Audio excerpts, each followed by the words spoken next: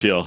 Oh, I feel like $1,000,000. I feel like I live to my words. I said I would leave it all out there, and at this high level, that's what it takes every time. And I'm starving to keep going. I'm starving. I'm hungry. I want what all these guys have, and I feel like I showed it to the fans tonight that I wasn't going to go down easy. I'm hard to kill.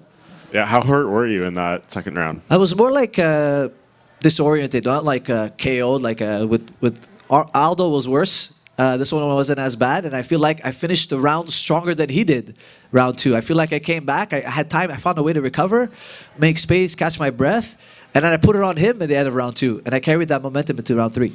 How confident when they were reading the split decision were you that third scorecard was going to go your way? Well, I knew. I thought I'd won round 1. And then I was pretty sure I won round 3. I knew that they probably would give him round 2 because of the biggest shot.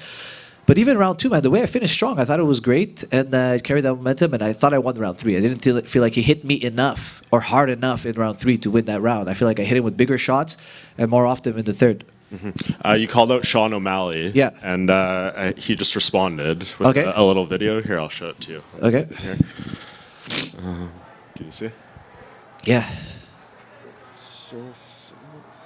It's actually really dark. Yeah, sorry. One second. No, it's all good. Sorry.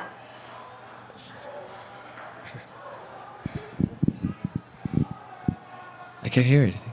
I don't think he says anything. He's reacting to you saying it, and is it like, oh, who, me type of reaction? I mean, yeah, that's good. It seems like we're setting it up, boys. It seems like we're setting it up. If he didn't want it, he wouldn't have made a video. Yeah. How do you feel you win that fight? Are you very obviously confident in that matchup? Yeah, I'm confident in any matchup.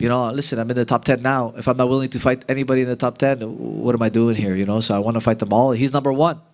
And I feel like the way things are going with Merab, he's clearing out the division. And not to sound negative, Sean O'Malley is a great fighter and all that, but he fought Merab twice. So I don't think he's up next for the belt. I feel like there's going to be maybe Umar or Batista, Jan. There's some guys who are going to get the title fight before maybe Sean O'Malley because he lost to Merab 2 times. And I don't mean that in a disrespectful way.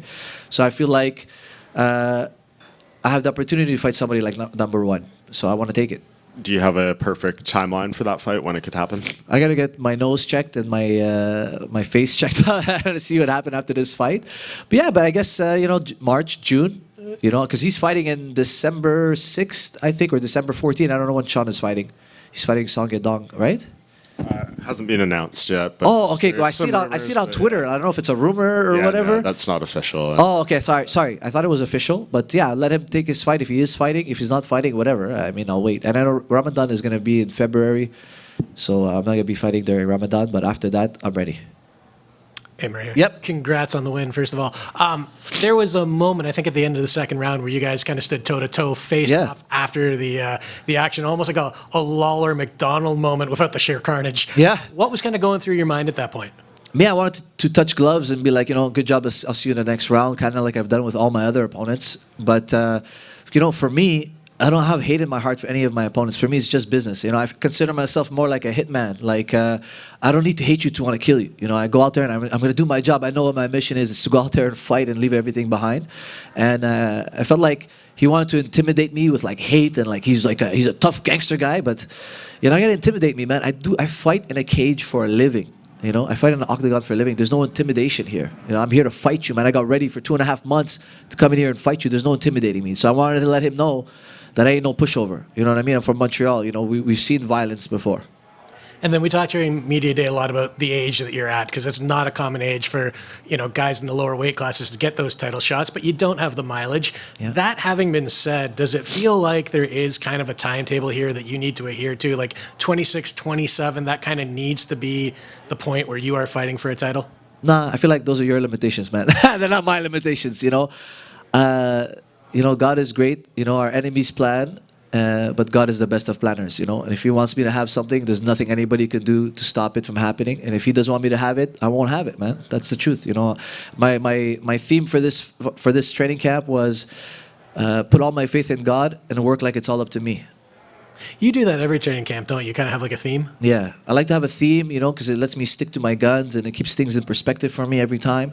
And I feel like I have to kind of take charge of my story because I don't like the story that's been spoken about me. Especially, it's always about my age and how can I be a prospect at 37? I'm not saying I'm a prospect, man. I'm here doing work. For me, it's my job. When anybody ever does something spectacular in sports, they're just doing work. It looks spectacular in the moment because of the years of training. They were able to do something that is very low probability, but to them, they were just doing work. They were focused on what they do.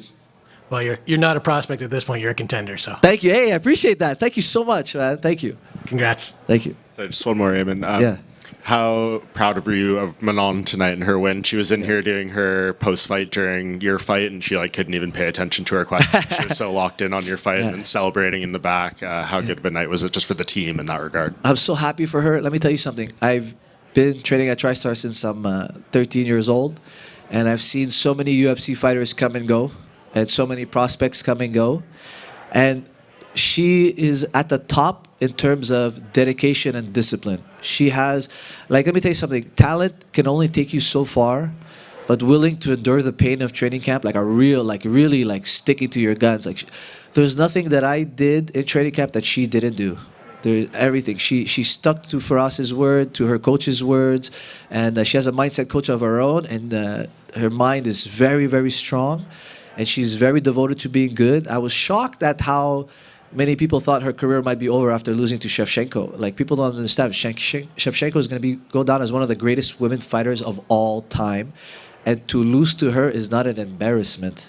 You know what I mean? So I have very high hopes for Manon. She's very disciplined, dedicated. Hopefully, I would love her if she ever comes back to Montreal. We're there for her. We love her. I was so proud of the work she put in. And win or lose tonight, I was going to be proud of her. She said she's coming back. Oh, amazing. Good. I'm happy to hear that. I'm very happy to hear that. Thank you, guys. I appreciate you guys. Thank you.